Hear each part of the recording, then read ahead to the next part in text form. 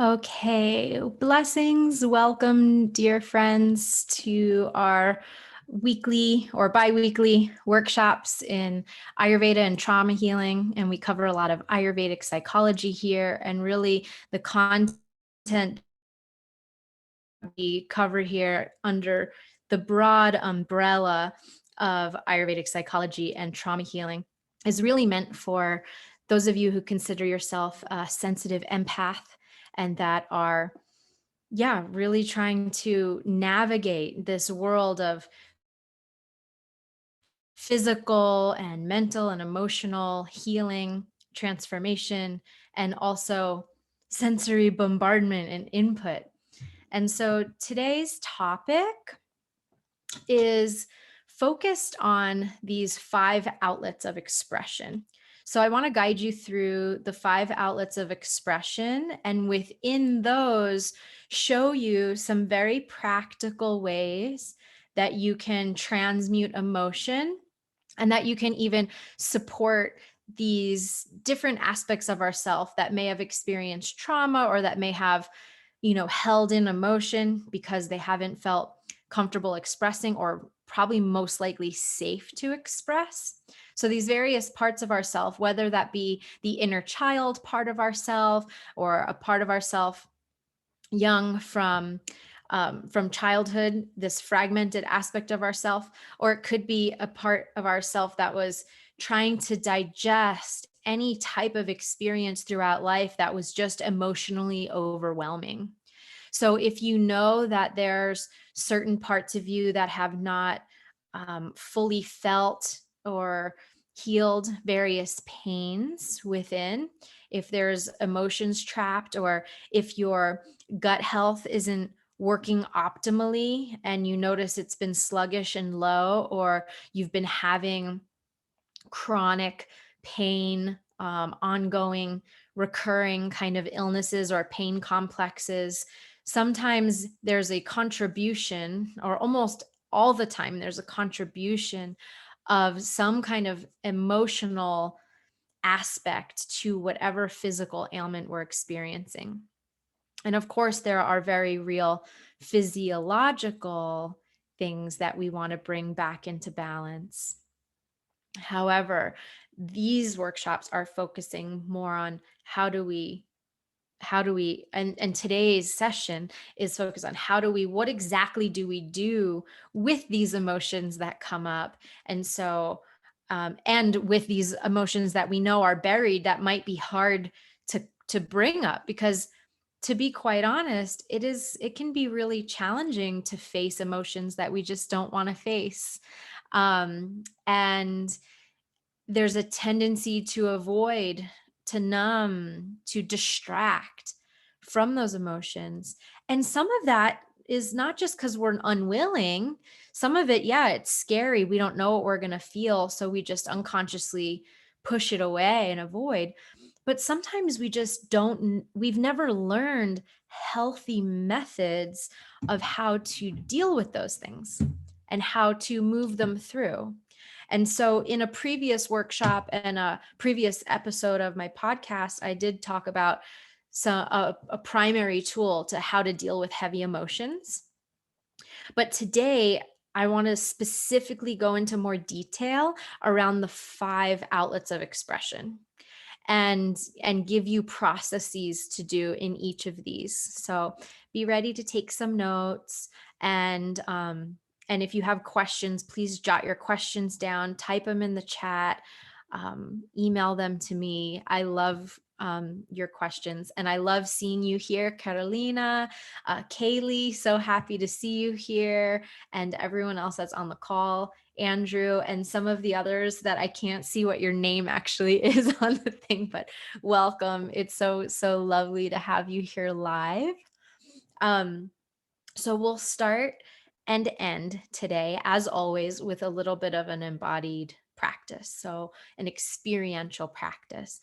So we'll do a little gentle breath work and mantra practice. I will do a meditation poem reading from one of my favorite books here to just help you drop into that quiet space within, that part of you that always knows, that has the guidance, the answers you seek, that part of you that is eternally connected and immersed in peace.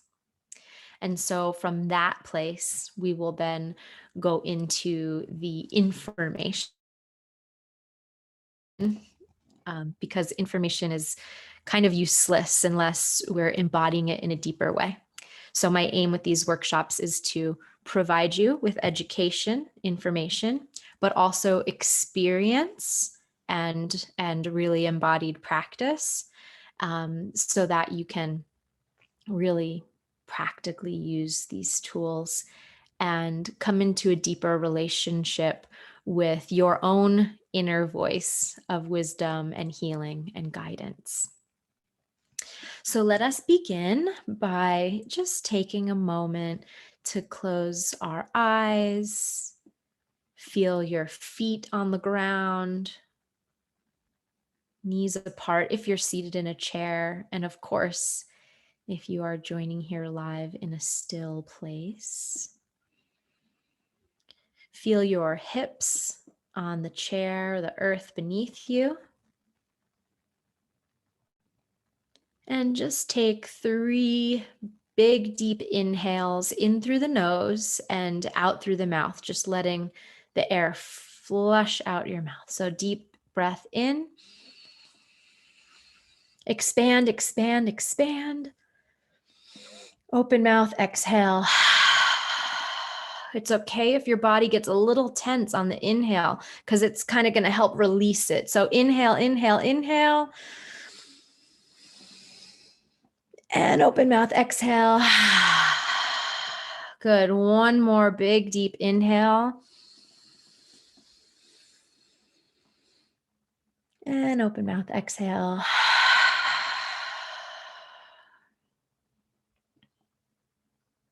Good. Take a moment to just observe how that flush of prana is newly moving through your body.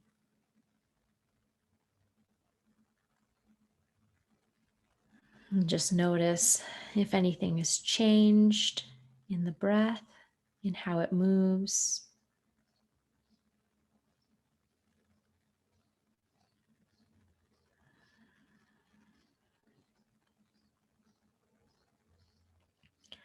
And now perhaps place one hand over your lower belly, like around your belly button or just below the belly button. And then one up on your chest, on your high chest.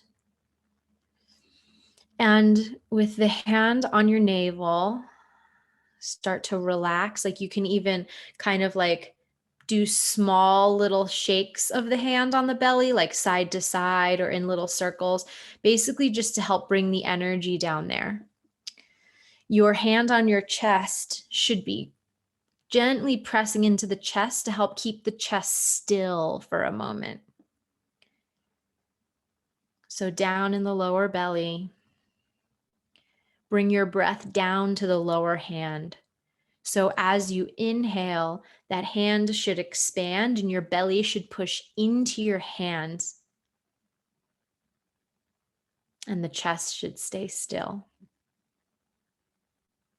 And then as you exhale, the hand softens and moves towards the spine, meaning your whole abdomen is kind of drawing in ever so slightly.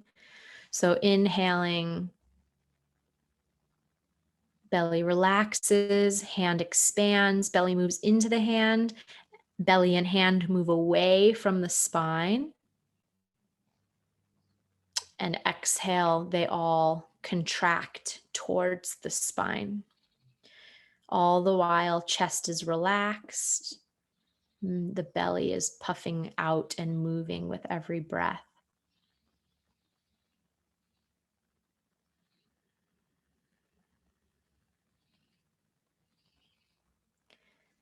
Good. This is part 1 of the 3-part breath, Dirga Swasam breath.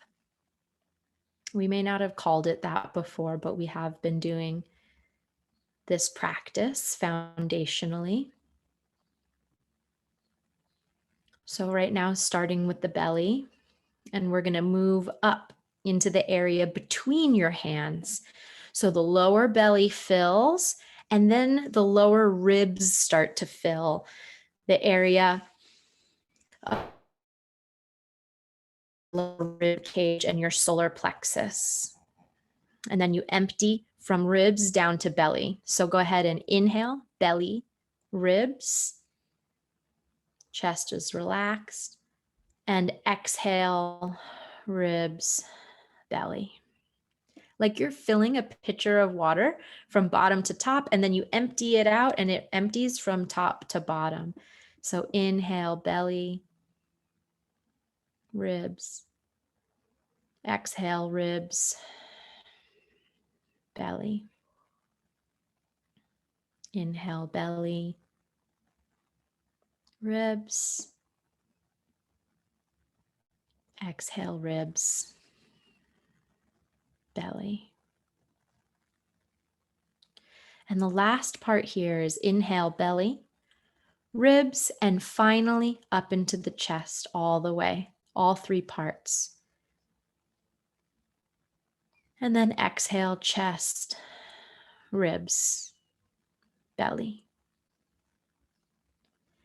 Inhale, belly, ribs, chest.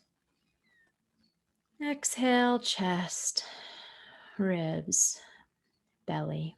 And the lower hand over your belly should move the most, and the chest hand should still move very, very little. Do a few more breaths here. Inhaling from bottom to top, expanding in all directions. And exhaling from top, middle, down to bottom. You can release your hands if you no longer need them, but continue to inhale, expanding the whole lower, middle, and upper. And exhale, upper, middle, lower. And it's totally normal if you feel like you need to yawn, or even if you need to pause the breath and go back to normal at your normal breathing at any time. We're just going to do 2 more breaths here together. Inhaling belly, ribs, chest, expanding and releasing chest, ribs, belly. One more. Inhaling belly, ribs, chest. Exhaling chest, ribs, belly. Okay, release any focus on the breath and just pause. Just observe and notice.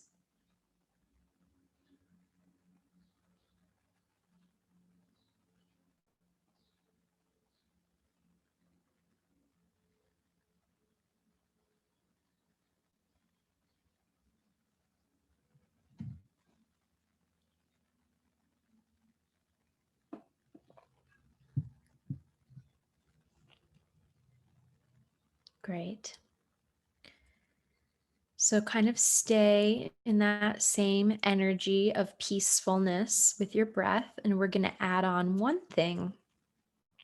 So you're going to do that deep belly breathing, that 3-part breath that fills from bottom to top. But now on the exhale, you're simply going to make a humming sound. This is a variation of Brahmary Pranayama, the bee humming breath. If you remember the variations and they work for you that we learned in other classes, feel free to do them. In this one, we're going to do the most basic in this class live, just so we can continue our attention on other things. So just join in with me. We'll do 5 breaths total. You'll exhale all the air out. Take in a full deep breath and exhale with the longest humming sound you can possibly make, and then continue.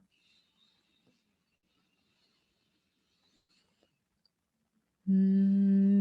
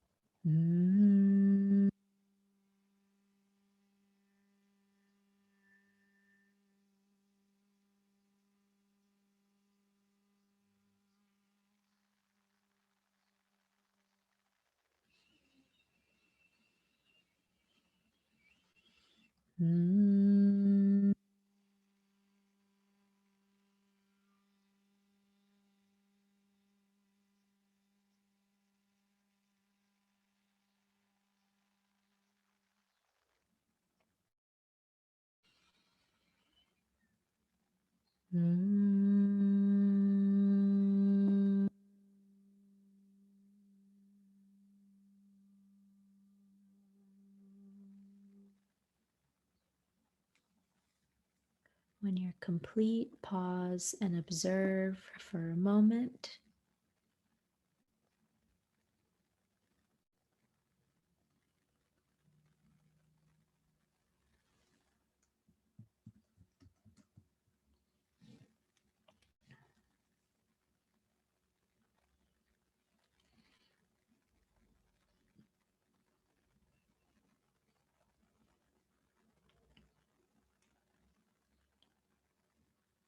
And the next breath practice we'll do incorporates a mantra. It's a mantra breath practice. We taught some variations of this in previous workshops, but today we will just chant the sounds, and these 3 sounds help create this circular energy movement in your body. It starts down in your belly and it moves up the spine, and then it circulates through your head and moves down and around. The 3 sounds to practice this are ha, ri, R-I, ri, and om. So the sound goes Hari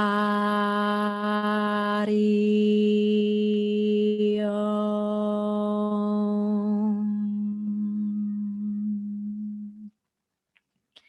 So we'll practice this one 3 times.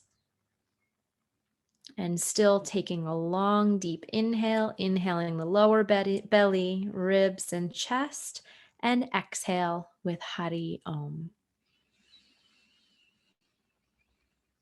Hari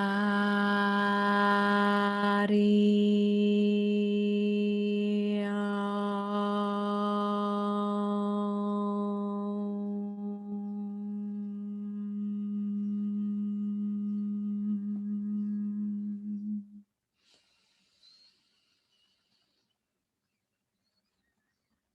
Hari Om.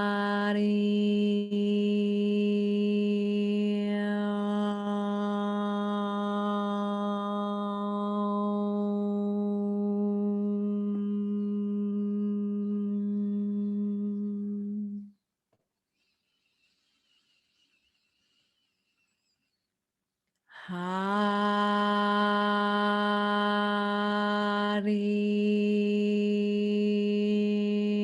Om.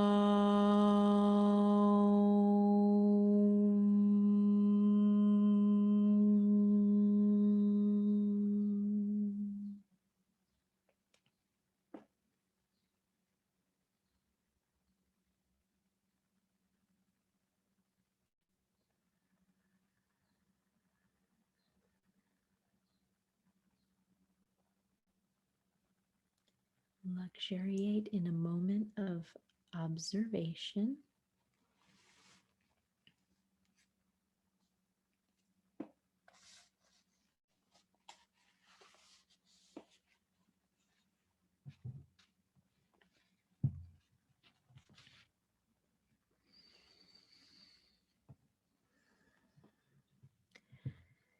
Strong or soft, wild or serene, wherever breath flows, there is song. Hear its whisper touching behind the face, singing in the throat, dancing spirals in the sanctuary of your heart.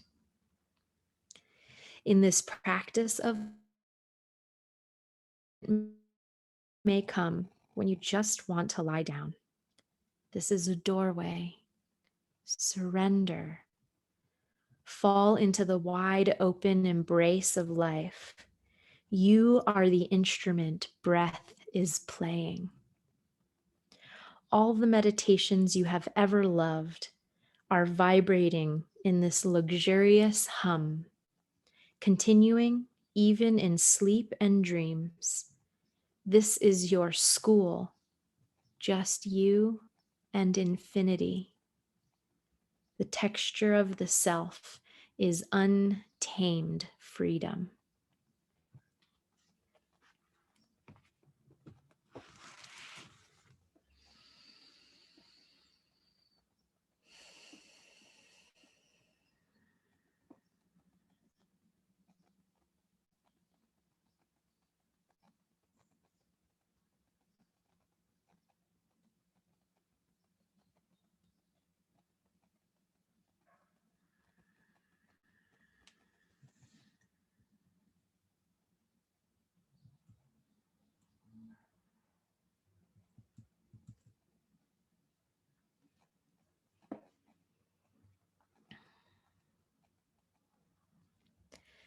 So these practices that we do together are deliberate.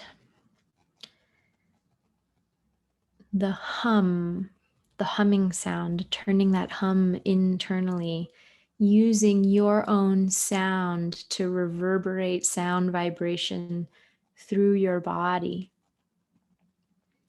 This is all to return you to the essence of your true self, who you really are, the eternal soul, the part of you that is unaffected, eternally unaffected by any traumas or challenges or adversities of life.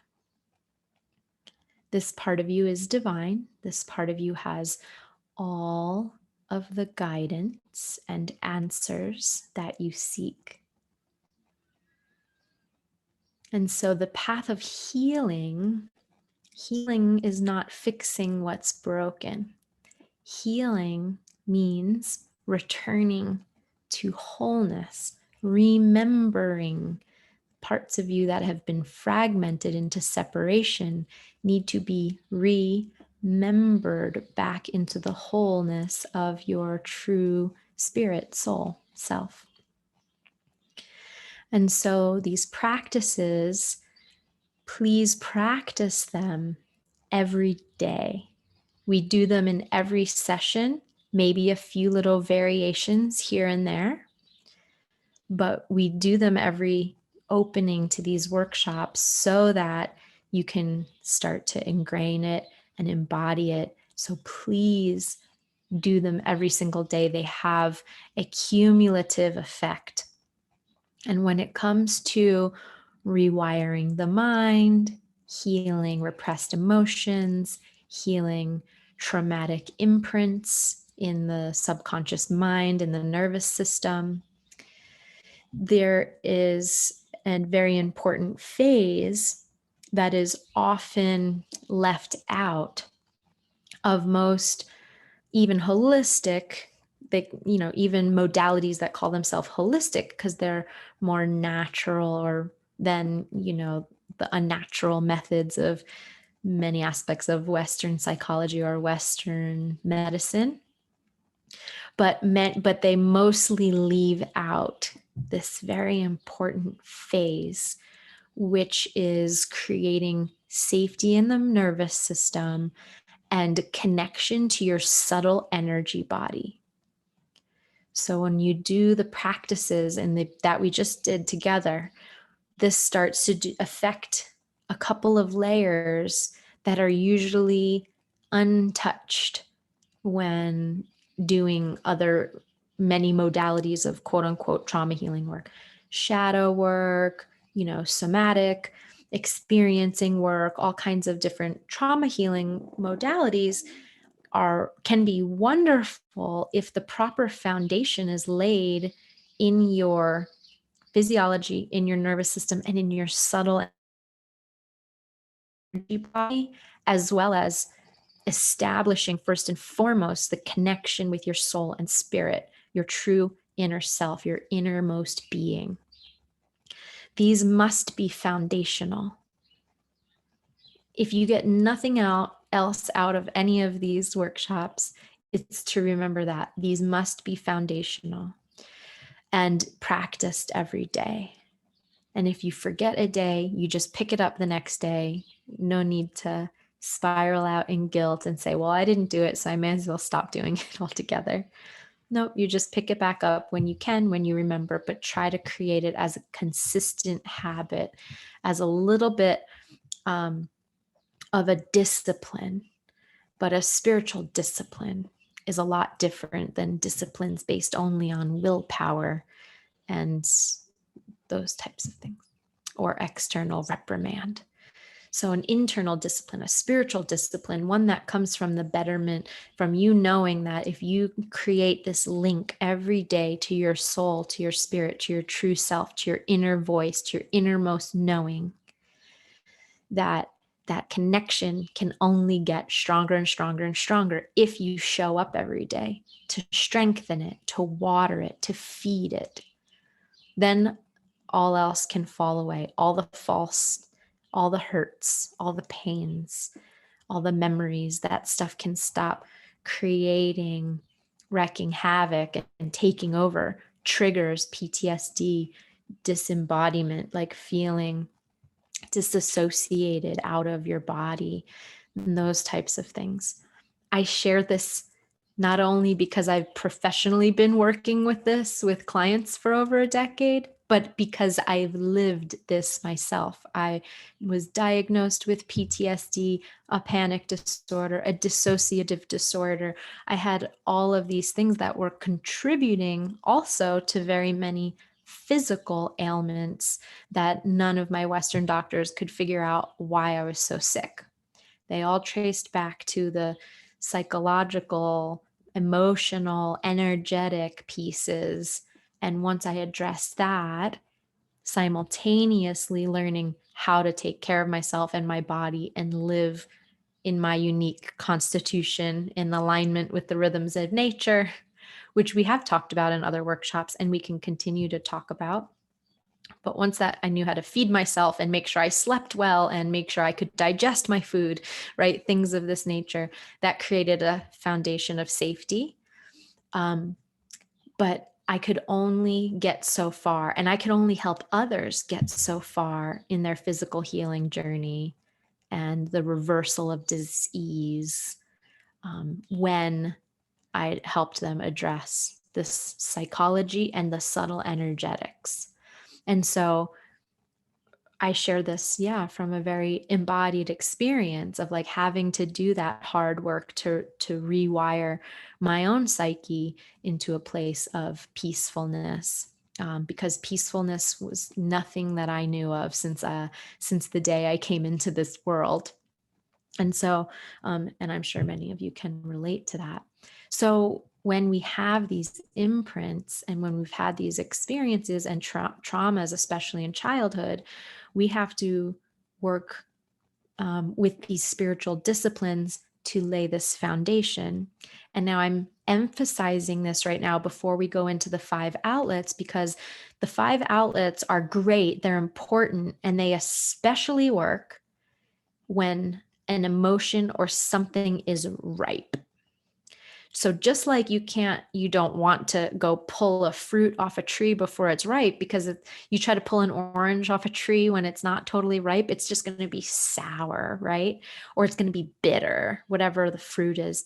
And it's going to be hard. It's not going to have the sugars and the juice, and it's not going to come off easily. You might have to like fight it off the branch. Have you ever picked fruit like at a farm or in your own yard, perhaps berries or whatever, and when they're ripe, it's almost like they just pop right off the branch. Sometimes they actually just fall, right? you know so I'm sure you can imagine the analogy, but the same is true with emotions. So the more that you can devote yourself to the spiritual discipline of practicing energetic practices like we do at the beginning of these sessions every single day, ideally first thing in the morning when you wake up, and establish your unique connection to the divine in the way that's most authentic for you, the more you help lay the foundation of safety. And this helps ripen whatever needs to come out. And once they're ripe, these 5 outlets of expression are very, very, very useful. So there's 3 phases that I guide all my clients through, students through, that come through the enlightened body system. This is essentially the trauma healing program, but it just never has been quote unquote advertised that way. But this is the program that I guide clients through over the course of 6 months.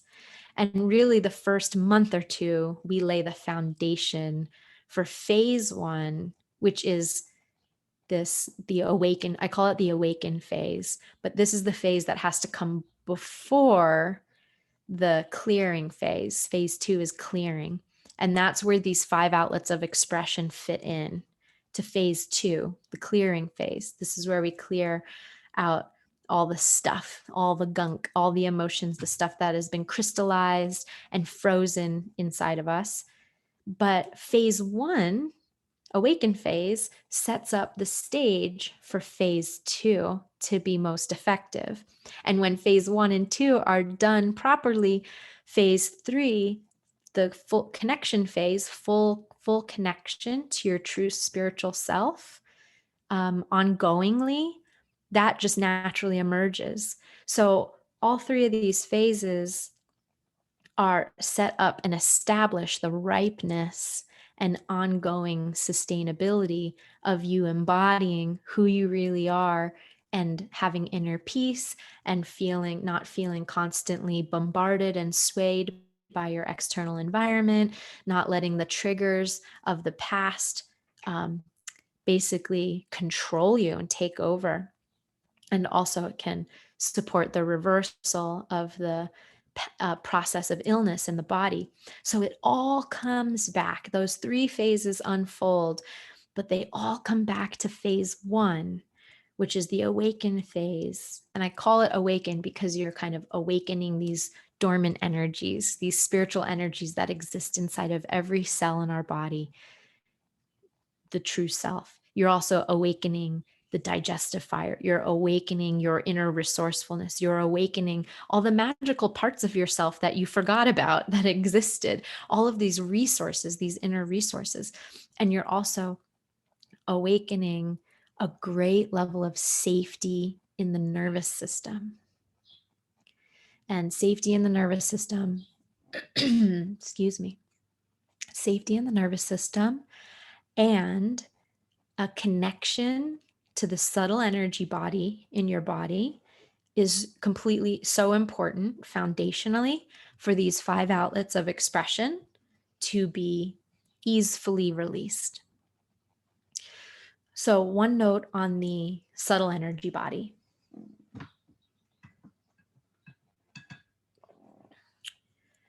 So imagine a garden hose in your yard. When that hose becomes kinked, the water doesn't flow through. In the same way, on a gross physical level, a blood vessel becomes clogged. Blood and oxygen don't get through to where it needs to go, and it can create a heart attack, or at the very least, a cramp in your muscle, right? Or numbness, like if you've ever let your leg fall asleep, right? That area gets constricted and blood flow can't get to where it needs to go. So the same thing, you have 72,000 nadis, which are the subtle energy channels, similar to the meridian system in Chinese medicine. And these 72,000 nadis have energy, prana, chi, life force energy, moving through them and connecting and communicating on the subtle energy realm. And if those pathways are constricted, it creates imbalances, tightnesses, stiffnesses, anxieties, all kinds of things that you don't even realize. Why don't you only notice the negative effect they have? You don't realize it you haven't allowed yourself the training, the spiritual discipline to become sensitive enough to the subtle energy and how it moves in your body and where it's getting stuck and how you can deliberately move it in those areas. So that's where pranayama and really attuned yoga practitioner can help you if they work on the level of prana. Unfortunately, most yoga practitioners do just physical exercise, not true yogic science, yogic philosophy. But a really good yoga practitioner can help teach you and guide you to how to feel the subtle energy moving through your body. But this can also very effectively or be very effectively attained by you just doing pranayama, these breath work practices. It's more than breath work, though. It's moving prana through your body, doing these breath work practices every day and breathing deep and noticing and then pausing in between to notice how the subtle energy moves in your body when you do it. So what this does to the nadis is it, instead of them being tiny, it dilates the nadi channels so that energy can move through and emotions move through the pranic channels. So if there's stuck emotions and stuff from the past and you want to effectively use the 5 outlets of expression that we're talking about today, then again, I'm building the case here for you to do your spiritual discipline of showing up every single day and doing some breath work practice, because it not only creates safety in the nervous system, it dilates the channels of the nadis so that it ripens the emotion. And when you go to use one of these 5 outlets of expression, it's effective. It allows it just to release through fluidly without getting stuck somewhere else. It can get lodged out of one place and then stuck somewhere else. And then you've got, a challenge somewhere else. So instead of moving emotions around and just having them get stuck in various places, dilate all the channels, create the safety in your nervous system, learn how to move the energy through your body, learn how to dissipate, how to notice, how to bring energy to different areas. Then these 5 outlets of expression are highly, highly effective and most effective. And then the last thing is that you can't rush your healing. So be patient. You don't have to go in and dig for anything.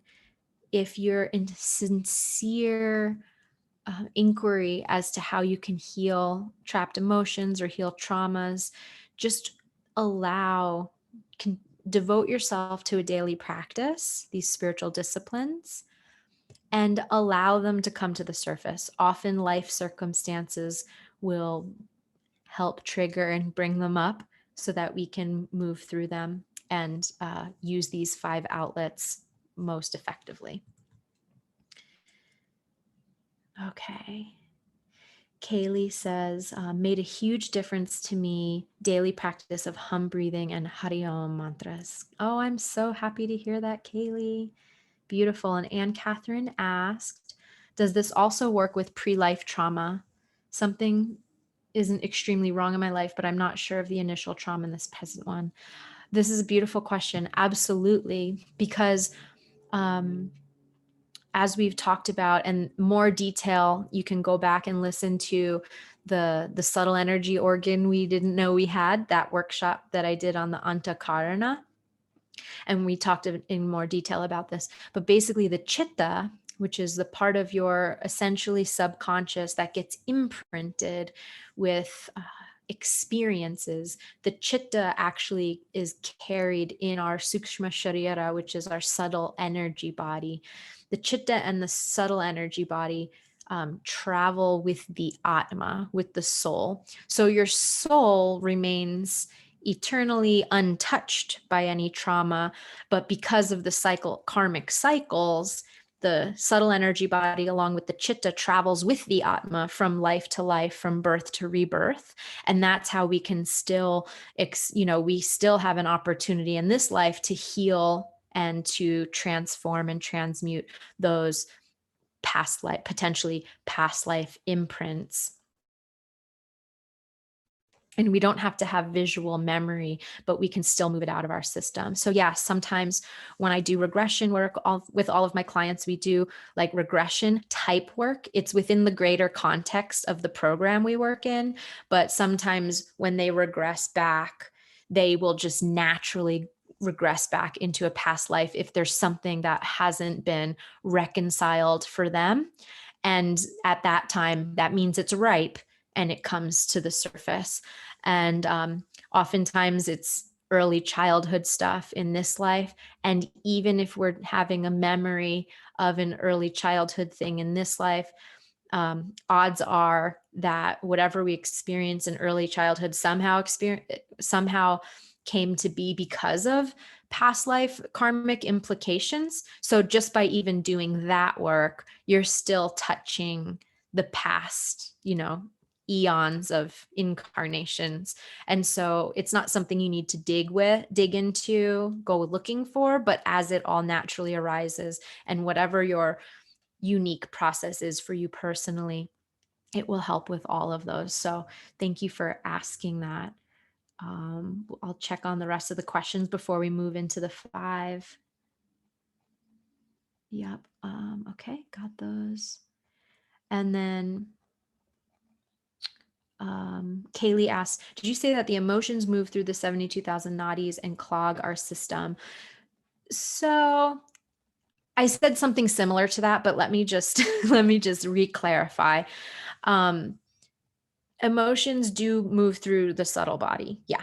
And in terms of the channels of the subtle body, there are 72,000 nadis known in Ayurveda, in the Ayurvedic system. But I guess I don't want to leave you with the impression that of, the clogging, because basically it's not that the emotions clog the system. Emotions, I saw this beautiful quote yesterday. I don't even remember where the quote was, but it was in one of my books that I had out on the coffee table. But it said, emotions are like, visitors. They come and they go. Emotions are like visitors. They come and they go. So the emotion itself is not a positive or negative thing. It's just the natural movement of human existence, is that we have emotions. The only trouble that comes into play, or clogging as you're asking, is when we swallow it, consume it, or even at the very least just label it as mine. So when I say my sadness, my anger, or I'm angry, you're reinforcing a psychology that emotion is me. If you're saying I'm angry, and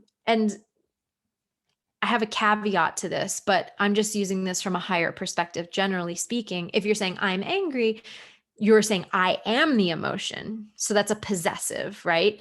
And then if you're saying my anger, or obviously it's not always rational, but I'm just using this as an example. But basically the ways that we possess our emotions and claim them as ours, or allow the illusion that we're the only one experiencing what we're experiencing and no one else has ever felt anything like this, right? There's parts of us that believe that we're isolated, that we're separate, that we're alone, and that we're just completely and utterly helpless and alone in an emotion. And it feels like that when you're at the depth of it.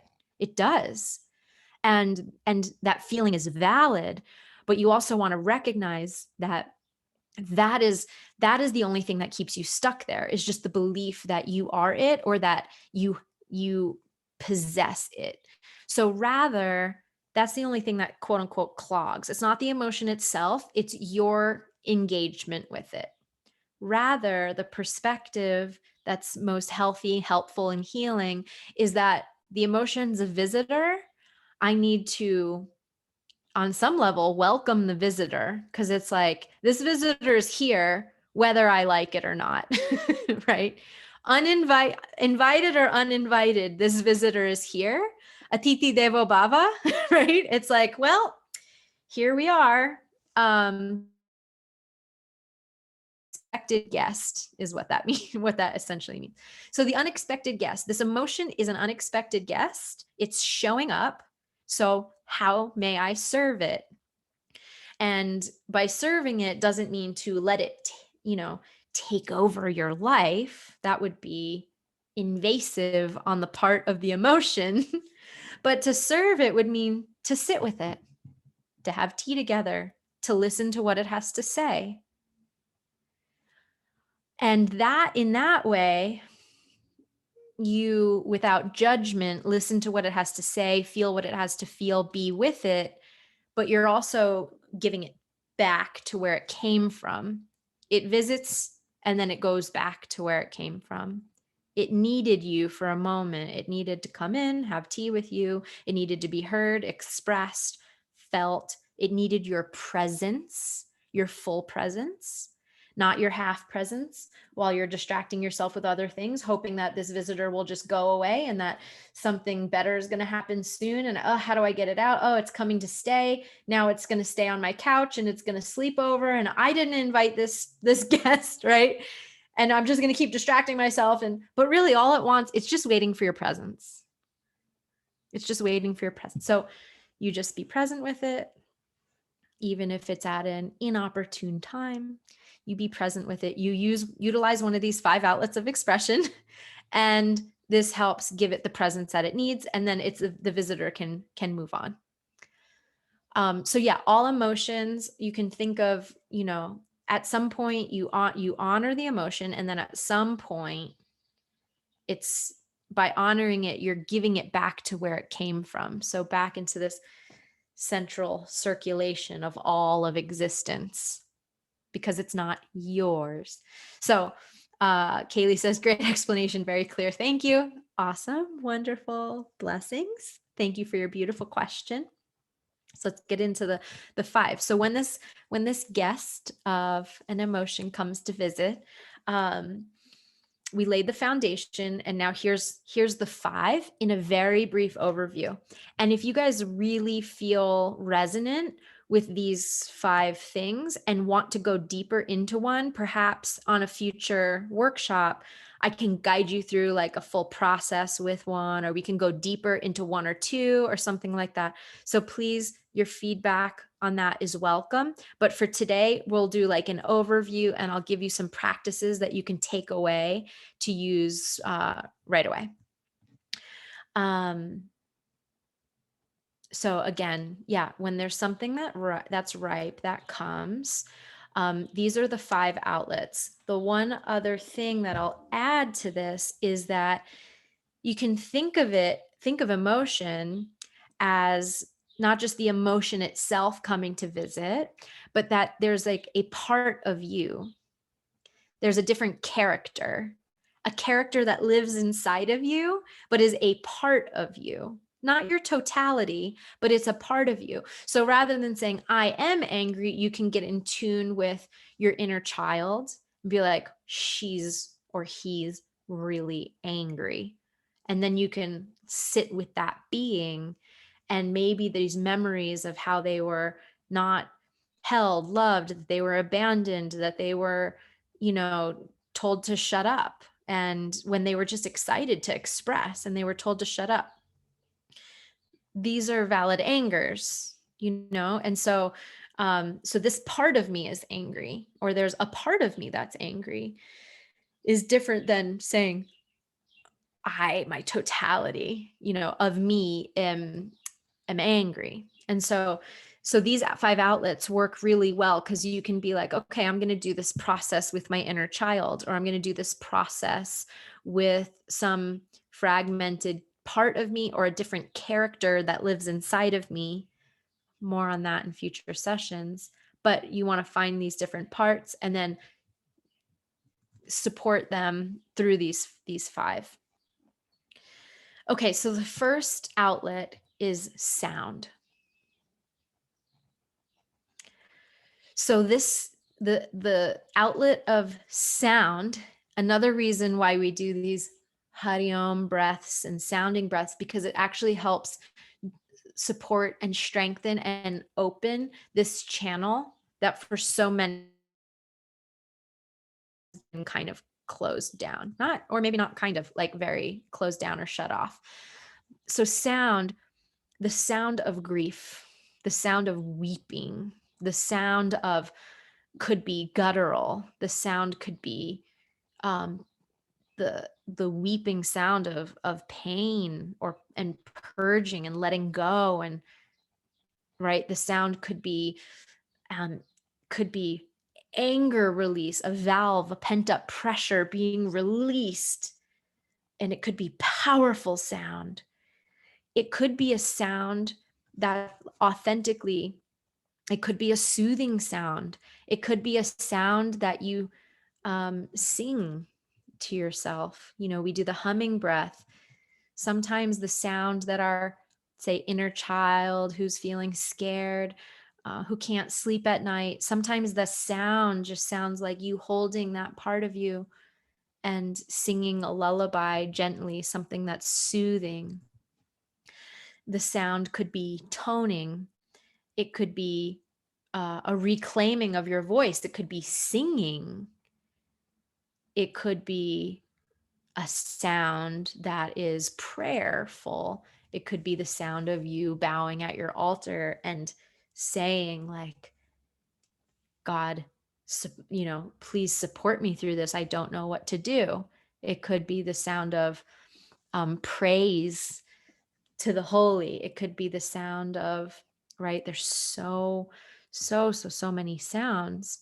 I had a really sweet client who had a memory that she was healing her, well, she was healing her inner child, let's just say.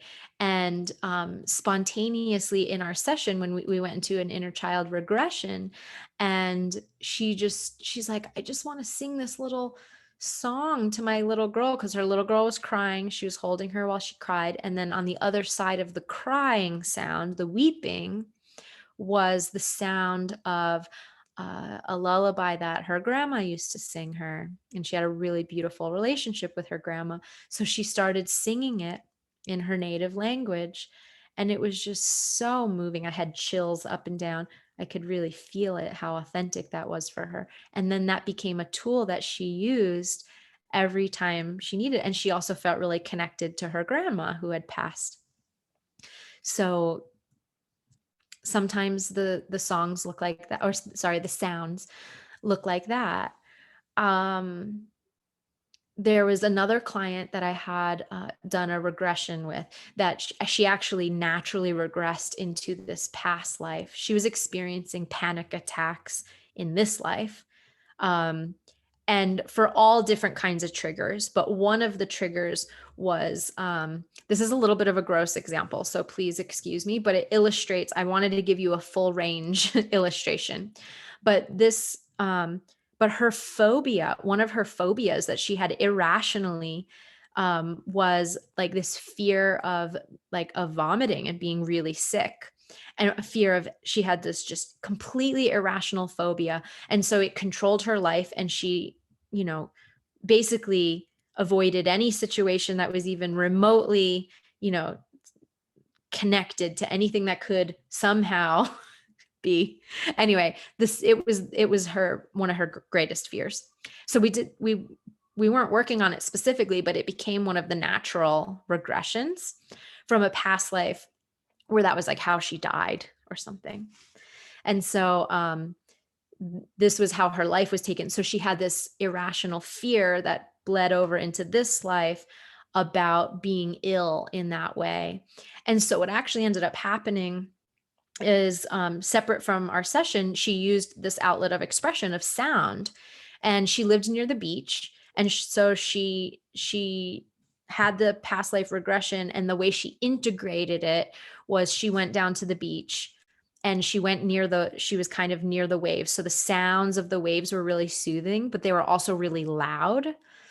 And she went through this energetic purging where she was making sounds of vomiting, and the sounds, and having to face that fear, and having to face all the grossness that it brought up for her. The phobia was completely reversed. She no fear of it anymore. It was completely reversed, and it stopped.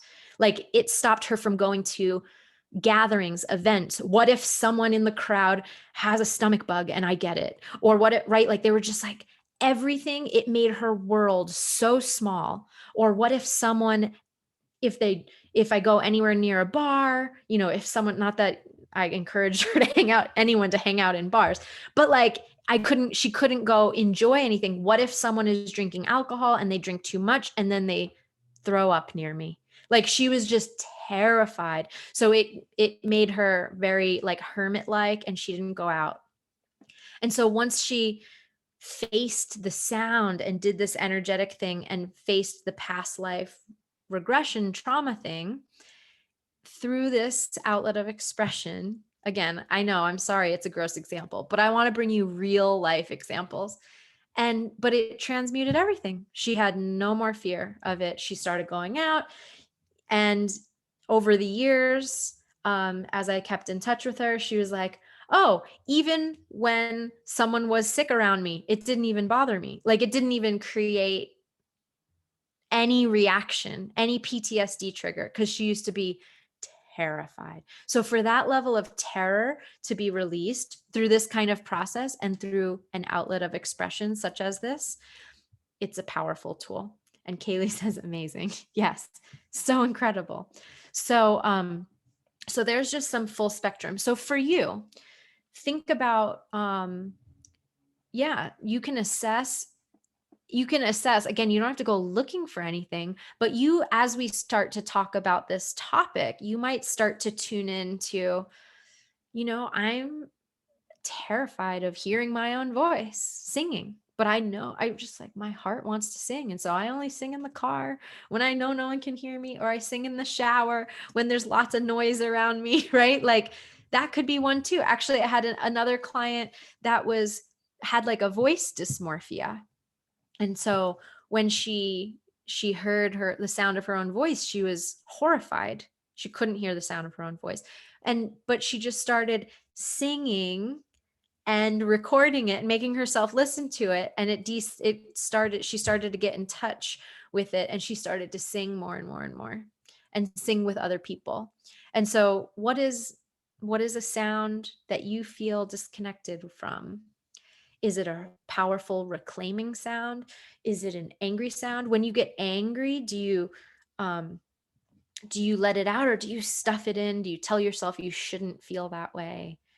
Right? This doesn't mean go yell at your spouse or your kids. This just means, how do I get in touch with this authentic sound and move it through me in a sincere way to release the energy of it and let it go back to, where it came from.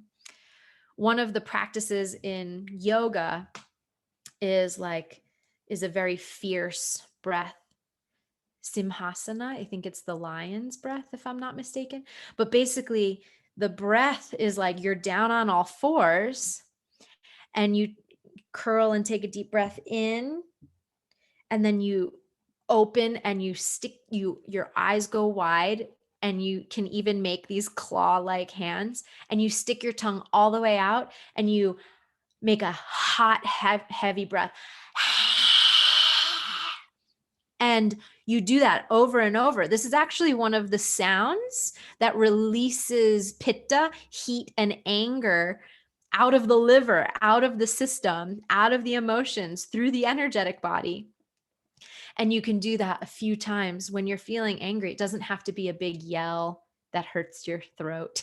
It can be a heavy breath, which brings us into the next category. So category number 2 of the 5 is facial expression.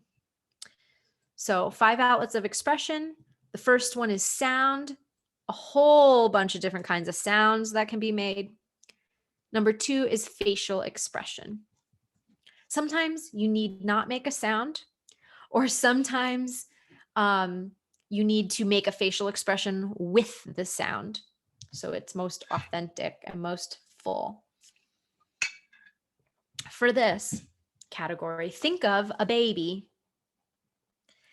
If you've ever had your own child or been around anyone who's had a baby, what does the baby if you watched a baby's face all day, what does it do?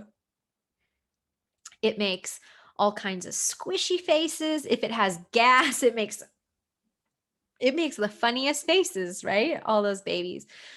It wow wails and cries when it needs to. You've got to make the face. So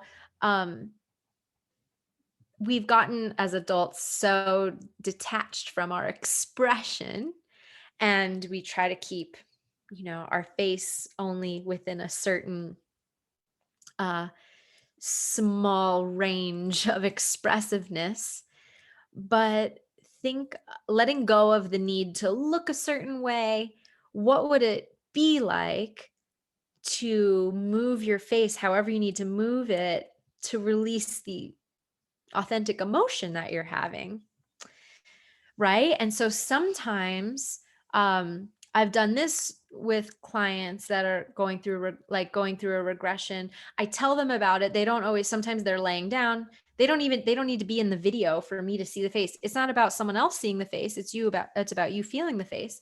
But I remember I had one client, she was laying down and she told me about it after, when she was just recounting, but she went through kind of like a regression experience. And she was describing to me while she was in it that that her whole body was like, it felt frozen, paralyzed, almost like she was like um pinned down in it. And we're working through some trauma with it. But it was like her body felt heavy. It was like pinned down. She was laying. And there was this wave of horror that came over her. We had also for months established, she had been doing the daily practices, the daily breath work. For months, we had established safety. We had done all the other practices so that this practice was this thing that needed to come up for her was ripe and could move through with ease. So I say that it's a very important distinction. But she ended up not making a sound audible to me, but she made the face of horror, that as if she could scream when she was like pinned down, as if she could scream, but she made the face of it. And she said that it was the face, maybe just a tiny bit of breathy sound came out that was like just a tiny bit of breathy sound, but mostly it was the face.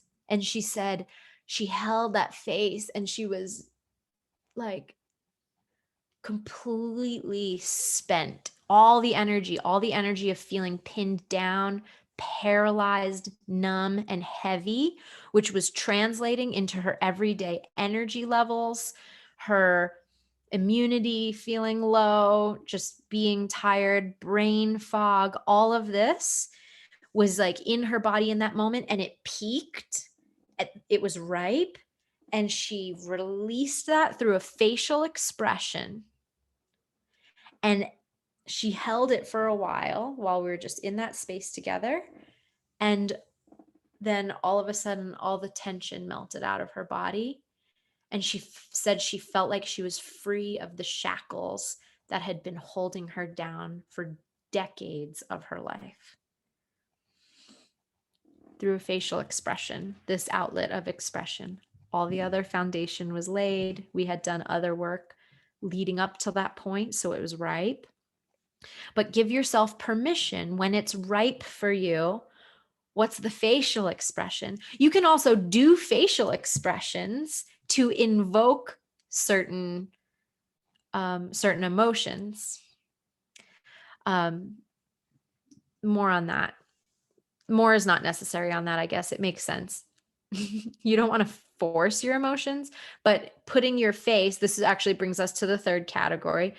Moving your face in certain ways helps bring that emotion. So it can, in the moment where it's like almost ripe and you're coaxing it, I'm not saying fake it, but if you're kind of ripe in that moment and something feels like it's bubbling to the surface, maybe it's a wail of grief and like a really distraught face of sadness, you can go into the facial expression to help coax the tears, to help coax the release of the emotion. Does that make sense? Yeah. Great. So this brings us to category number 3 of the 5 outlets of expression. So we have sound, facial expression, and the third is body movement. So body movement. This could be simply, this could be the kind of the most obvious dance. This could be, Tai Chi, Qigong, like subtle energy movements that help, this is all connected to body movement that helps ripen the energies. But when when an emotion is ripe and you want to help give it back to where it came from, and you want to bring it the full presence, there are certain body movements that can help you do that. If you're in if you're angry and you want to move that energy out, right? I talked a little bit about that body movement of Simhasana, where you're like in that fierce pose, but also standing on your feet when you're angry. If it's an anger that stems from disempowerment or ways that you've been stripped away, your power has been taken away by others in the past in some way, then, there's a body posturing that supports crying and sadness. And that body posturing is like kind of curling up, tucking into a ball, right? Your head goes down. These are like universal signs. If you don't over, all the people that exist, if you don't know each other's language, you can read body language. So if someone's slumped down, right? You're reading sadness on me. If someone's shoulders up, chin up, there's like an openness. Sometimes that goes all the way to pride, right? Big superhero chest, right? there's different things that you could do with your physiology that invoke certain emotions. Anger could actually, it's helpful to transmute anger through martial art type physical posture. So a body posture of like standing on your feet and holding your, fist and contracting your abs and contracting your fist into your other fist and feeling your muscles contract as you make a sound or as you make a fierce face. This is actually a way to transmute that emotion using 3 outlets altogether. So body position, standing on your feet, bent knees, wide stance, firm, stable connection to the ground, right? That kind of like a martial arts posture, if you were almost like a fighting posture, really feel your feet. And that might not be anger. That could be a way to transmute anger, right? On your feet.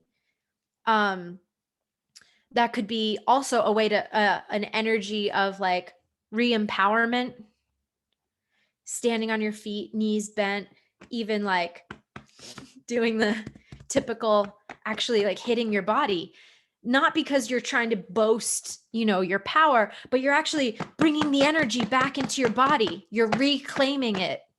And you hit your stomach. I'm hitting my stomach. You can't really see on the camera, or if you're listening to this recording, you definitely can't see it.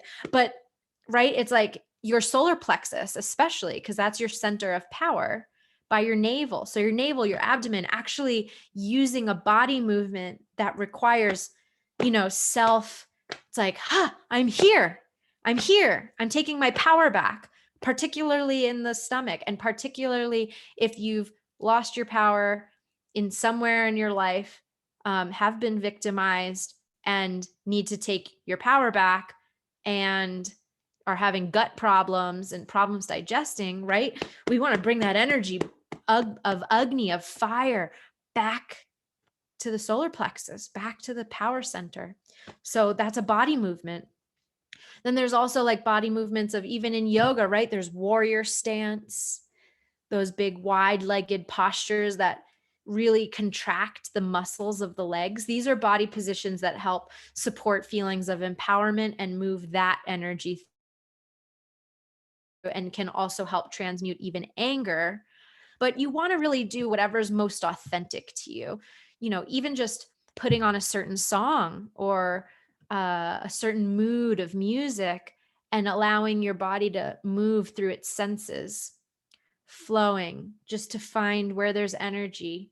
I have a friend of mine has a grief playlist, all the songs she used to listen to when she went through breakups and all of that. And she was telling me when she used to drop her kids off at college, and she was sad, to say goodbye, but she's like, Mama's like kicking the little birds out of the nest, and she's sad about it, but she wants them to be free. But she also knows she has to honor her emotions. So she puts on that playlist and invokes herself to cry. This go into the next two categories. But you can also do that with body movement. If you're feeling down and sad and you can't tell what it is, but it's stuck, you can just do body movement, even if it's you on all floors on the ground in some kind of like altered state, because the emotions are not rational. So it's like, how can you find it? Body movement, dance, or just moving the body in various ways can help bring the emotion up. So Carolina said, last week I was feeling upset, and when I got home from work, I had a spontaneous dance movement session, and it helped me so much. This makes so much sense now. That's so wonderful. Yeah. And again, it can help you get in touch with the emotion. You might not be, you can help move it through your body in the ways of body movement, whatever's authentic to you. You could, feel joyful. This is actually one of the nice things about, if you've ever heard of the practice of ecstatic dance, it's actually not a style of dance as much as it is like a free form meditation. People join together.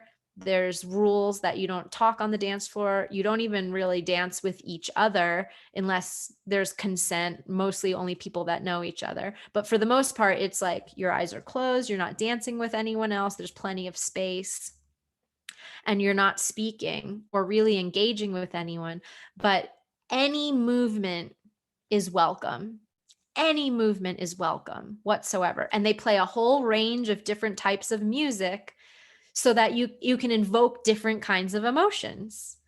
And I just remember one of the earlier times that I went to an ecstatic dance. We used to call it dance church because they'd have it on Sunday mornings in Encinitas, California. They'd have Sunday morning dance church, and it was where people went to just freely move and connect with the divine in the way of movement. But it was free form. And so I just remember this one like older and even heavy set man.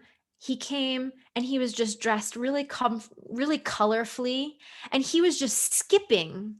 He was just skipping, not even to the beat of the songs. He was just skipping in circles around the dance floor for like a couple of songs. And my heart just like cracked open. I was like, what an inspiration. He's so free. And he actually had a very humble personality. Like it was just, he wasn't like trying to get attention, was the feeling that I had. He wasn't, and even if he was, that's okay. But there was this like humbleness about him, but he was just joyfully skipping. It didn't even matter what the song was. The song was joyful, but he was just skipping. And it's just like, talk about inner child having the freedom to just authentically be whoever they want to be, right? And just so beautiful to have a safe space that he could do that and not be scorned by others, not be, looked at as weird. It was just normal. And there were many, many other people that, do similar things. Some people would just get on the floor and roll around, like they wouldn't even dance. It didn't matter if someone could dance to a beat or not. They were moving their body in the way that was authentic to them. What a gift. So this section of body movement, so important.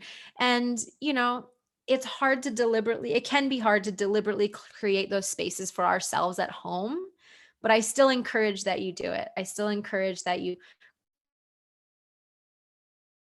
Spotify or go on YouTube, look up some music that you like, go to Pandora, let them find other songs similar to the ones you like, and make yourself different playlists of different moods.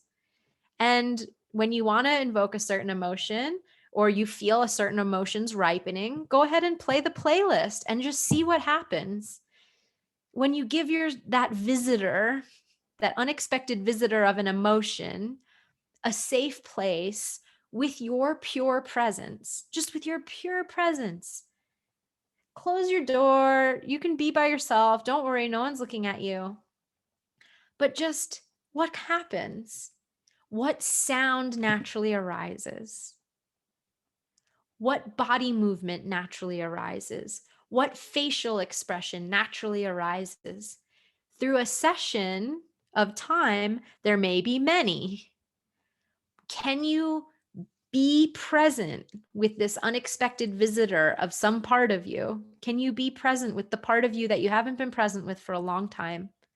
For just a moment, for just 30 minutes, for 5 minutes, for 30 minutes, for an hour, to just see what arises.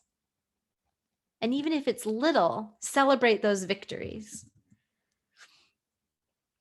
So the last two, outlet of expression being word. So we've got sound, facial expression, body movement, and word. Sometimes there's a part of you that has got something to say. Sometimes that part of you has been told to shush for your whole life, and you keep shushing yourself even though that part of you has got something to say. The best practice for this, it's called free writing. You take your journal or piece of paper, any piece of paper, empty piece of paper, take a piece of paper out of your computer, your printer, put your pen to the paper, set a timer for 5 minutes or 10 minutes, start the timer, start moving the pen, don't stop until the timer goes off. Keep writing. Stream of consciousness. Whatever comes up, whatever you're feeling. Right.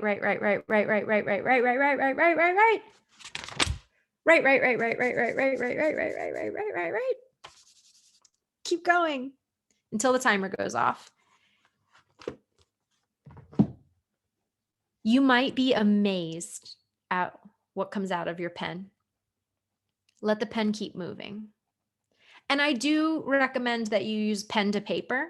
There's something, it gets in touch with a different part of your brain that if you're a fast typer, you could still do it typing if you must, but I would highly recommend you do the pen to paper.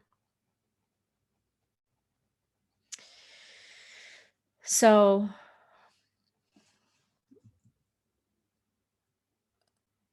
letter writing, you could also write an actual, so that's free writing. You could also write poetry if that comes to you, if that just comes naturally. I've never learned how to write poetry, but sometimes when I've done these free writing exercises, they come out in the form of poems that I even think are no good and that I would never share with anyone. Who cares?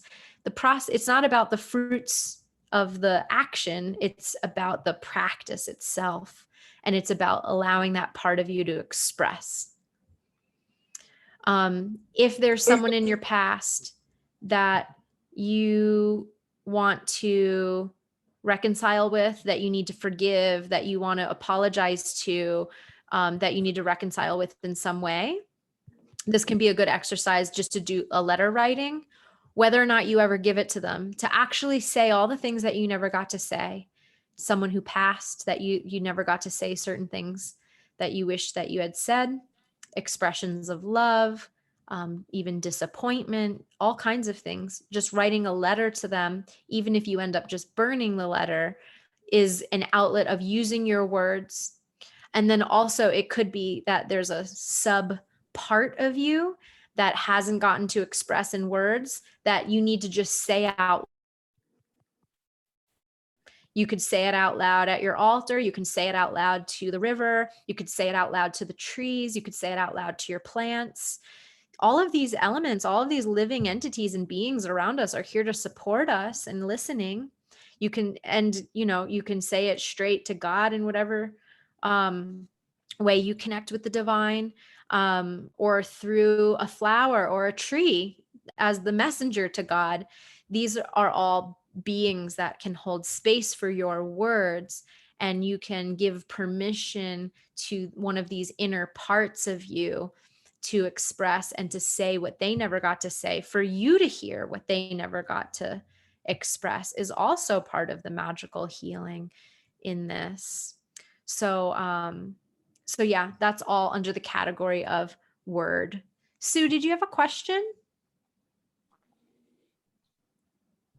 No. Okay. No, actually, I'm sorry I'm late. The reason this is uncanny to hear what you're saying just now, because the reason I'm late is just before your session started. I was planning on coming at right at the start, but I received a call from a very, very long time friend that her sister and a very dear friend of mine had just passed last night. So we were talking this whole time just about this very same thing. And then I thought, well, you've been on for so long, maybe I'll just catch up with the recording. But no, I think I'll listen in to whatever is left. And here you're talking about this. Oh, wow. My condolences. Oh, it's okay. She's like a bird out of a cage now. She's good. Oh, yeah. Yeah, thank you. My pleasure. Thank you for being here. And yeah, now you can use some of these, Kaylee said God incidents, like coincidence, but God incidents. Yeah, now you can use some of, you were just talking about these different outlets, it sounds like, and these outlets work so beautifully for the grief process. In fact, I'll just say this as a side note because you just brought it up, Sue. I'm reading this really beautiful book right now, um, called The Smell of Rain on Dust by Martine Prechtel. And it's a gorgeous poetic book that looks at the process of grief, or just grief throughout culture, throughout time, and all the different ways to honor it. It's absolutely gorgeous and speaks so deeply into the heart of an aspect of our culture that's so missing. So yeah, I'm glad you're Well, I'm going to get that book. I'm actually on Amazon even as we speak to order it. I love this technology that you can do. I'm actually ordering it as we speak, and I'm going to order 2 copies, one for myself and one for my daughter, because on Mother's Day we sat up till 5:30 in the morning, and she was going back to childhood grief that she's not processed. And then an accumulation, like a cloud and a cloud and a cloud and a cloud and a cloud, until there's just nothing but a cloudy sky for her. And you'd never know what to talk to her, to meet her. She just seems like a bright blue, clear, sunny sky, but she's got this incredible accumulation of grief way deep down that finally just burst out like a rainstorm the other night. And she's been on my mind ever since. And now you mentioned this book. So here's another God incident where this book, it sounds like she'll love this book. So I'm going to order a copy for both of us, and maybe we'll do a book club together. Have you ever thought of doing this in addition to what you do, Alicia? Is like have a book club on Zoom where people can come and we can read together and talk together and have reflections together, reading together page by page, not reading ahead, but reading together and reflecting as we go. What do you think? I have actually. It's interesting that you're bringing it up. A God incident. Another, yeah. But there's just so many books. We could do it every single day for hours. There's so many wonderful books. But what is life for? We could, that's it. Yeah. Yeah, I was thinking of doing that with this book, actually, the one that I read out of every session, the Radiance Sutras, by Lauren Roche, Mm-hmm. because it's a beautiful Sanskrit text that he translated very poetically, and each poem, each sutra is a meditation, and so there's some very profound concepts that would be nice to dialogue about and speak about. But there's so many wonderful books, so I will keep that in mind. Just for the sake of time, I want to make sure I cover this last of the Mm-hmm. 5. So I'm gonna continue with that, but I'm just so happy for the divine convergence here. Thank you. Really? And just before you go on, what was the name of the other book that you just mentioned? Yep, it's called the Radiance Sutras, 112 Ah, Gateways to the Yoga of Wonder and Delight. That's just the subtitle, but it's the Radiance uh-huh. Sutras by Lauren Roche. All right. Yeah, I already ordered that. I think you mentioned it before and I ordered it. It hasn't come yet. Great. Yeah. Yay. Yeah, Enjoy. that's due to come. Well, maybe when it comes, if you're interested, we could start, you know? Okay. Yeah, let me We could, reflect on it. And yeah. thank you for your inspiration. Mm-hmm. Anne Okay. Catherine wrote, um, I wrote a letter to someone with what I would have expected of him, an apology. I didn't send it. A day later, the apology came. So I guess that released energy can be perceived subconsciously by persons addressed by thought and emotion only. And yes, this is an incredible wow. So Anne wrote a letter to someone, which she would have really liked an apology, but she never sent the letter. And the next day, the apology came. She never even had to request it. Yes, the energy is huge when you Arshia is like, like totally. You had a you've had a similar experience. Yeah, we're all celebrating you, and this is incredible. And it's true, when the energy shifts inside of us, it has a trickle effect to whoever we have those karmic connections with, those lineage connections with. Even when I've done some of this type of work, this transformational work with one individual who has children, like children were having problems, or in this case, this one client, her son was having like tremendous anxiety and all kinds of stuff. And when we did this transformational process and we worked together for 6 months, her son's anxieties went away, even though she translated nothing verbally to him. Educationally, she didn't do anything that we did together. He was a young boy too. I think he was 6 or 7 at the time.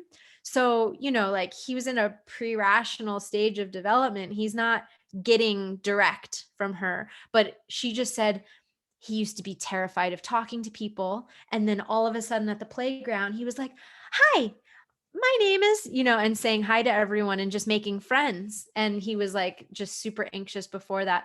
And then other clients who that change inside of them changes even the ancestors behind them, the ones that are still living, that they can see. But yeah, it has an effect on the whole lineage, back and front. So it's just so powerful. And Kaylee said, OMG. And I see that with dogs and humans. Absolutely. Oh, Arshia, yeah. Let me unmute you. I want to hear what you have to share. I can't unmute you myself, so you have to do it. Okay. Thank you so much. Wow. Thank you. Thank you. I'm gonna write this. Relief. Thank you. Yeah, just like a couple of months ago, I was asked to like do a seva on top of the other sevas I'm doing. I was asked. I was so joyful. I was so thankful, and I just started. And I think the other person that I was supposed to help got a panic, oh my gosh, maybe I'm not going to finish this work myself. It's not going to be my name. And it's totally understandable, totally. But then she was not sharing the whole forum of how technicality is and how I have to help. So I was helping as I could. And finally, one day she called, and because she was in a time frame, she was, I think, pressured. She didn't realize is our new year. It was her new year, it was my new year. On the new year, she called and she was yelling, and I was like, oh my goodness, I don't even know you. This is twice we have talked. She was yelling, I'm gonna do this myself. I don't need your help. And I'm like, okay. And I was squished, and I couldn't talk about it to anyone, because if you talk about it, you just make the other person look bad. I become as the same. I think her water perhaps was very high at that time, but I felt like I need help. I need to tell someone what is going on. I didn't do anything wrong. I was trying to help, but I just, and this has been bothering me so much, because I come from righteousness, the truth, and I just wanted to truly help. Didn't want any name or game. And I'm so glad. Thank you for bringing this up today. I'm going to write it and hopefully just let it go. And unknowingly and now knowingly, if I hurt anybody, I hope that they would understand that I didn't have to do anything with that situation. And since then, I can't communicate. I send her love, but I cannot communicate. So that's bothering me. But thank you. I'm going to write it down, and hopefully somehow it gets situated. Thank you so much. Oh, gorgeous. Yeah. And what an incredible inspiration that, Anne, you just gave everyone, and especially Arsha. So I'm so glad that you have a tool to express that. As you were sharing, it made me think, like, there's a few different ways. Of course, you can just write it and, tear it up, as, ceremoniously tear it up and just throw it in the trash. But you could also, write it and burn it to release that energy, offer it into the fire. There's also this really beautiful paper that has seeds in it. It's like a natural paper. This, I kind of think, works really good for dreams, like for like things that you want to like plant seeds for, manifest. But they make this beautiful paper that has seeds in it that you can write on, and then plant it in the earth, and it'll sprout flowers and things. So that just popped into my awareness. But usually when it's like something you want to release, it's like, it's nice to put it in the fire. So just some other little things to consider when you do that process. This is so wonderful. Yay, everyone. Well, this brings us to our number 5. So the five outlets of expression we covered. 1 was sound, 2 was facial expression, 3 was body movement, 4 was word, and 5 is art. So art is another huge category, but expressing through art can just be so incredibly powerful. So this could be something like, this could be painting, this could be drawing, this could be oh my goodness, it's endless, right? This could be making macrame, this could be coloring mandalas, this could be so many different types of things. Kind of just feeling into, if you you just have an emotion and you don't have any art supplies and you want to, express it, literally it could just be as simple as pencil and a piece of paper. But trying to symbolically, like trying to just get in touch with it and symbolically express it, or just, it could be free drawing, just like free writing, where you just put your, pencil or pen on the paper and just move it in whatever way. And it doesn't have to look great. You don't have to know what you're drawing, or you can try to draw the emotion. When I interviewed this world-renowned oncologist who turned art therapist, holistic healer. His name is Bernie Siegel. He's written many, many, many books. And he was an oncologist, and he started bridging into like art therapy. and to see how you could, basically he ended up specializing in how to heal cancer through the mind and the psychology. But he used art as a medium. And so he would have his patients that were going through chemo draw treatment. And then he found that there was a category of patients that were drawing their treatment like with skull and crossbones, like that there was poison going into their system and it was very dark and scary. And when he had them draw their treatment. And then there was another category of people who were like showing these, all the doctors and nurses were like angels with wings, and they were, you know, they were injecting an elixir, a serum of life and of health.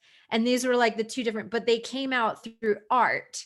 And then he found that the people who were drawing the darker, scary images with skull and crossbones were getting all of the negative effects of the chemo and radiation. They were getting nausea and, you know, all of like, just, they felt terrible when they were on the treatments. And then the people who were drawing the angels and the light and the healing serum going into them was, they weren't experiencing any of the negative effects of chemo. So it really just, to him, he was blown away by this. And Sue shared one of Bernie Siegel's first books in the chat called Love, Medicine, and Miracles, Lessons Learned About Self-Healing from a Surgeon's Experience with Exceptional Patients. Thank you for sharing that. Yeah, Bernie Siegel's is just wonderful. And so that basically shifted his career to realize that, you know, that that art is an incredible tool for healing, and also, you know, explored the mental, emotional, you know, the psychology and all of that, and the how we are our own placebo effect and how we can harness that for our healing. But tying it back into today's topic, so this art, you know, art therapy, this art expression, that's one great example. But there, you know, there are times where when you're just feeling really primal, you know, a great example where like I used to have women who were trying to reconnect with their womb and with their monthly cycles, their moon rhythms, you know, get paints out and finger paint and just connect to these like primal, you know, and they would make designs with colors and with their hands, and it helps you connect to the earth element. And then they would use a lot of like reds and earth tones and things to connect with their blood and to connect back to their ancestors of that, you know, matriarchal and maternal lineage that's connected to these ancient rhythms. And so this can be a beautiful way to like get in touch with emotion and this like these deeper, you know, really healthy primal essences that are a part of us. There's also like if you've ever seen the sand mandalas, have you ever seen, I think it's in the Buddhist tradition, or is it the Buddhist tradition, that they draw these beautiful mandalas, these intricate mandalas out of colorful sand, right? And on the ground, these beautiful big sand mandalas that are like circular, and they're very colorful and they're elaborate, and they take them hours and hours and hours to make. And when they're done, they just leave. And the wind comes and it blows all the sand away, and they eventually are swept away. And that's another example of just our art. It's about the process. It's not about the outcome or the fruit. You don't have to. I've done so many paintings. I'm kind of a terrible painter. I've done so many paintings just for the feeling of it, because I felt like working with colors and sometimes with my fingers, you know, just because it's like, ooh, I need some blue. Ooh. And it's like the medicine of the colors is the medicine. And I would never hang it up on my wall. It doesn't matter. You know, I just paint over it next time, let it dry, and then do another layer of color. It's about the process, is what I'm getting at. It's about the process. And even at the Ayurvedic Institute, where I studied Ayurveda, they had a room in their Panchakarma department That was the color treatment room. And they laid every person that went through Panchakarma, they laid them on a table at some point as one of the treatments. And they had these different colored lights that would turn on different chakras and based on where they were deficient. So there's different colors that your body like needs. Kaylee says you studied with Dr. Ladd. Yes, I studied with him full time for those 2 years that I got to live in Albuquerque. He was the teacher that Dr. Naram introduced me to and told me to go study with. So color. So sometimes when I'm doing kind of like that regressive type therapy with my clients and they're doing a visualization, I'm like, what's the first color that comes to mind? So you can do that right now. Like when you just tune in after we do breath work and things like that, and you tune in, what's the color that comes to you? What's the color that you need right now? And then you can imagine that color scanning your whole body and filling your system. But you can also take a paint or a color pencil. They make these watercolor pencils now. So you can draw with the pencil and then just dip a paintbrush in water and it'll swirl the color pencil into the paper. Like it'll fill the color. It's a really lovely way of not needing to really study a lot of art stuff, but just being able to still make lots of color, right? So you don't have to have lots of experience or lots of fancy equipment. You can just make art. Arshia says blue is her color. Sue says cobalt blue. We've got some blue. I think blue is the first color that came to me too. Kind of like a turquoisey blue is a color that I really love often. So, playing with blues, playing with color, drawing in these colors. So think about one of the things that I do, I have at home is in my coffee table, there's drawers, and I fill those drawers with just simple art supplies. There's paper, there's pencils, there's markers, and that's it. It's just very simple. So at any time I'm just like, I sit on my couch and I'm like, I'm feeling something, or I feel like I want to engage in something that's supportive, but I don't quite know what that is. It's just right there in the drawer, and I can just doodle something or draw something. So consider art therapy, self-art therapy as your friend, and how you can work with that mode of that outlet of expression, because we're all artistic beings. And especially when there's there's a whole field of art therapy that's actually used for deep healing. But even just simply, like, we're all at our core, we all have art in us. We all have artistic tendencies. And especially when there's traumas or there's things that we're dealing with physically, we usually feel like, oh, I'll do that once I feel better, get this thing under control, figure this thing out, check this off on my to-do list. But it's like you have to water and nurture that soulful part of you that just wants to express. So it doesn't have to be art to express. You can do the same thing with art. You can express your fears, negative things, and then put it in the fire. But you can also just use it to water the beauty and to ingrain, something really special to remember, just to see what comes through you.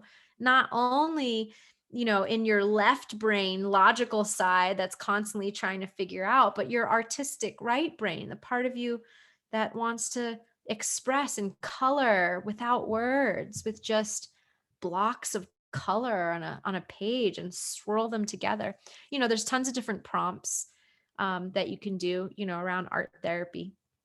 But I'll leave you with that as a primary idea just to start playing with. Okay. So just to recap the 5, then we have one question, any other questions? And then we'll do a closing little reading, meditation, and another quick practice. and then we'll wrap up for today. So the 5 outlets of expression: sound, facial expression, body movement, word, and art.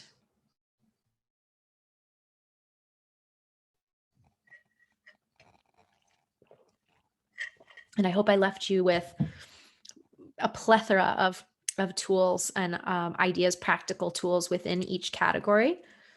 Again, if you have any questions or interests in any of those categories, you can always email me, hello@alicialyndiaz.com.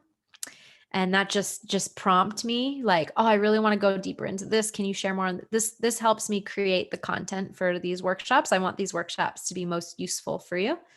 And of course, anything else, even under the umbrella of Ayurvedic psychology, trauma healing, or Ayurveda in general, we can discuss. So feel free to always send me your questions. And yeah, don't get overwhelmed with them, but remember that these outlets of expression work best when something's ripe, and, reflect on all the categories and then pick one thing that feels like you want to use this week, at some point this week. And it doesn't have to, it's better to not use them. I mean, you can use them in an acute need, like when you're like, oh, I'm just like feeling like really, really frustrated or sad or something, and you know that it's going to come out. You can use one of these. But you can also use one if it's like you can't quite tell if you quote unquote need it, but you just want to give yourself presence. So, right, we talked about, let's just invite the visitor, even if nothing, some prominent visitor doesn't show up. We can still create the space for one of these 5 outlets and just drop in and just see what arises. We could put on a playlist and just see how our body wants to move, and if that invokes emotion or not. Maybe it's just something that waters a part of you that hasn't been expressed in a while. Joy, peacefulness, elation, ease. These are all emotions that are usually trapped for most people because they just are so used to feeling the other things. So yeah, you can create art just to feel good, as just to be in the process of enjoyment and joy. So Kaylee says, amazing. Thank you so much. I learned a lot. I'm so happy to hear that, Kaylee. And then Anne said, all of these outlets of expression require energy. More and more, I experience that in situations of stress, life energy very suddenly and quickly moves out of my system, especially from the head, leaving me icy cold, not able to think, dizzy, needing to sleep instantaneously. So, Anne, thank you for sharing that. I can totally relate. There's definitely a physiological reaction that can happen, especially when there is trauma or significant depletion in the body, where everything just cuts off because it can't face that. So consider, and with this, like the 5 outlets of expression, yes, they require a little energy, but not more than you have. So not more than you have. So the ways that I illustrated it in this talk today were with examples with clients that I've laid the foundation with over many, many months. And that's why the examples were usually like bigger examples of like massive expressions. But they might look way more subtle for you. So you might want to consider starting to observe yourself when your energy, you said situations of stress, and then the life energy suddenly and quickly moves out. It seems abrupt, but as you start being in a more of like self-observation mode, you might start to notice the more subtle early warning signs before it drops out. And those subtle early warning signs are when you want to catch it. And even if it does, and that's when you want to be present with it. Even if it does drop out and you feel like you need to sleep instantaneously, well, then you go curl up in a cozy place where you can get warm, or get in a bathtub or something, and you can still consider if there's an emotional expression through one of these outlets that can be expressed, and they can be expressed or connected with in very, very simple ways. Even if it's shut down and numbness, can you just be present with that? You just being present with that and allowing that to be okay rather than avoiding that sensation is really the first step. So it doesn't have to be an example of like a big emotional release like I gave in all the examples, but you just being present with the shutdown and numbness. Even if you're shutting down to sleep, well, how do you relate to yourself when you wake up out of that sleep? Do you just get straight back into whatever you want to do around the house or anything that needs to be done? Like, what do you do when you wake up? That moment that after you have a shutdown moment and you fall asleep, it's like that very first prompting where you start to wake up is gold for like the repatterning and for the connection. And that's a great place to use like the mantra or a little gentle breath work. So you can just sing the Hari Om to yourself. And you can sing the Hari Om to yourself even when you are shutting down and falling asleep, so that you wake up with it. That's one of the great things about mantra practice, because even if you can't, quote unquote, force yourself to take in a big deep breath because you've shut down, then you can sing gently and quietly to yourself, and it's still a mantra that works on your subconscious. But ideally, Anne, is that you'll do the practices every single day. You'll proactively start to lay the foundation that we talked about in the beginning of today's session, where you're doing the breathwork practices every day. And then that way you're proactively laying this foundation that you have less moments of big shutdown like you're describing. Okay. Okay. And Arshia said, perhaps do 5-minute painting together. So you're going to do a 5-minute painting? Or you mean in our session, we should do a 5-minute painting together? Yeah. Okay. Well, that would require people bringing materials to class. So I'll consider it. I think that could be really fun, and do some prompts, some various art prompts. Even if you just brought a pen and paper, that would be fine. Okay. Let me think about that. That might be a fun class. Okay, my dears, we're almost at time. I have something to read to you. There's no other questions. Thank you all for your participation and questions, and you're welcome, Anne. I'm glad that that landed for you. I hope that that helps. So I have a little reading that go into our topic. I'm going to read 2 of them because they're just both too good, and they tie right into our topic of the 5 outlets of expression and releasing repressed emotions. So I'll read.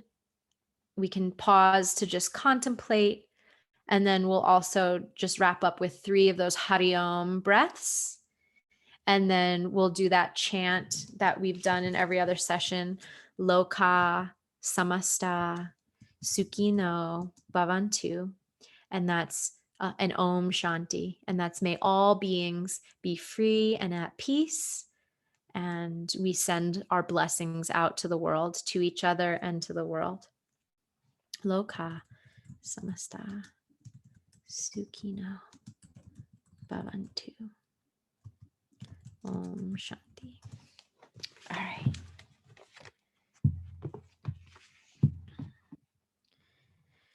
Shining one whose body flows with power. That's you, the shining one whose body flows with power. When you are astonished, startled, or afraid, and gasp a shocked inhalation, right there, right there. Sense the vibration of that gasp on your palate. The shimmer of that sound in the mouth evokes a flood of knowing, a gush of the divine.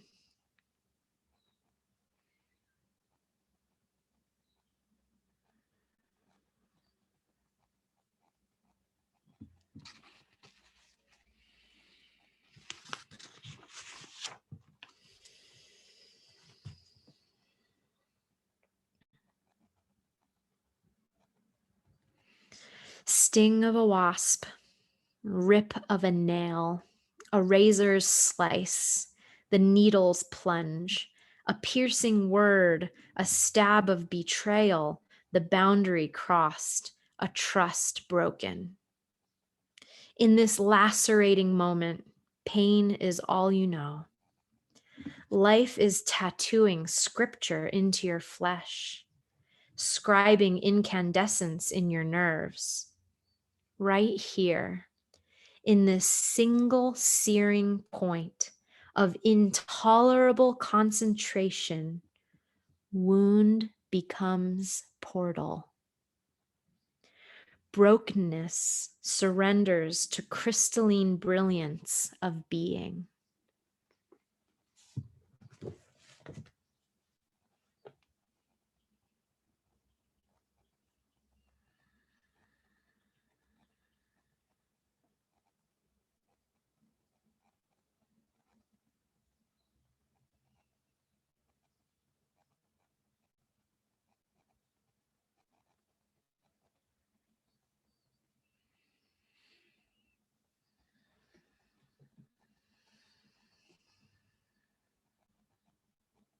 And exhale all the air out. Take a deep breath in, exhaling with Hari Om 3 times. Hari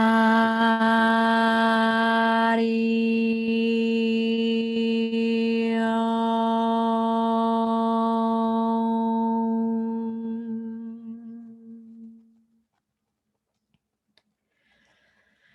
Hari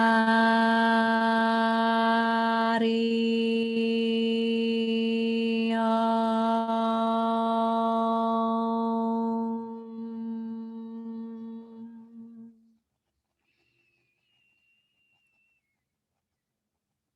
Hari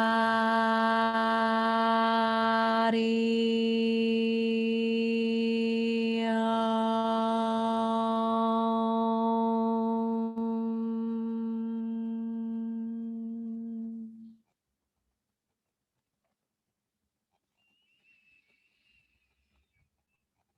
Loka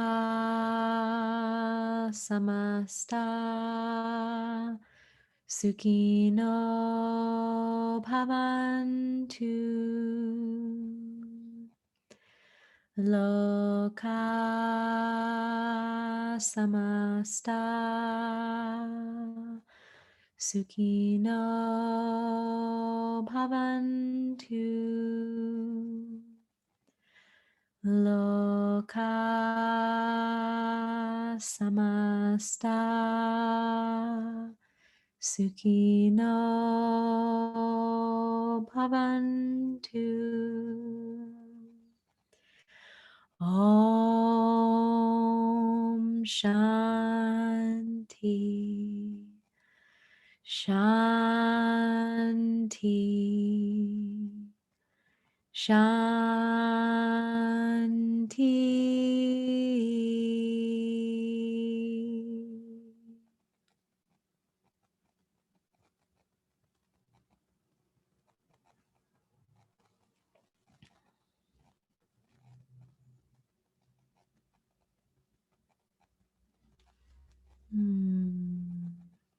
Hari Om, many blessings. Thank you all so much for being here. Carolina, thank you for your sweet message. I'm glad you feel these workshops are wonderful and that they're supporting you.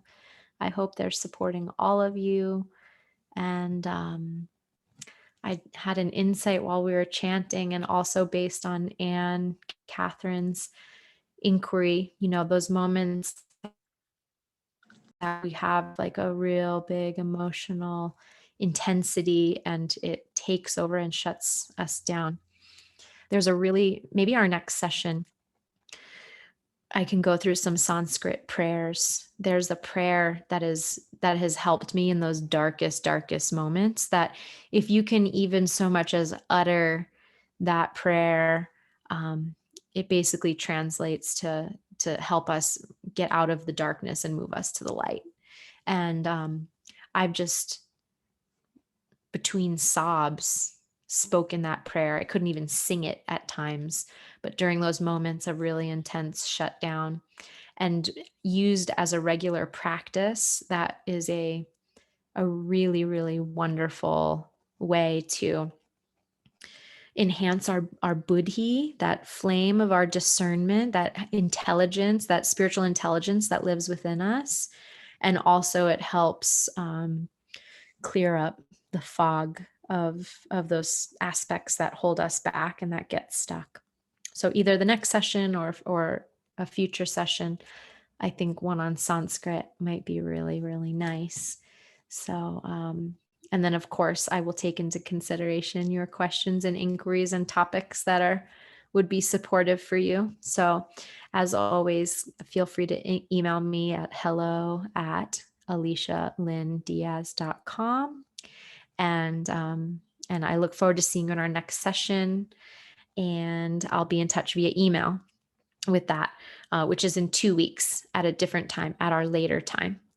So lots of love, blessings, namaste, and I'll see you next time. Thank you. Namaste. Thank you.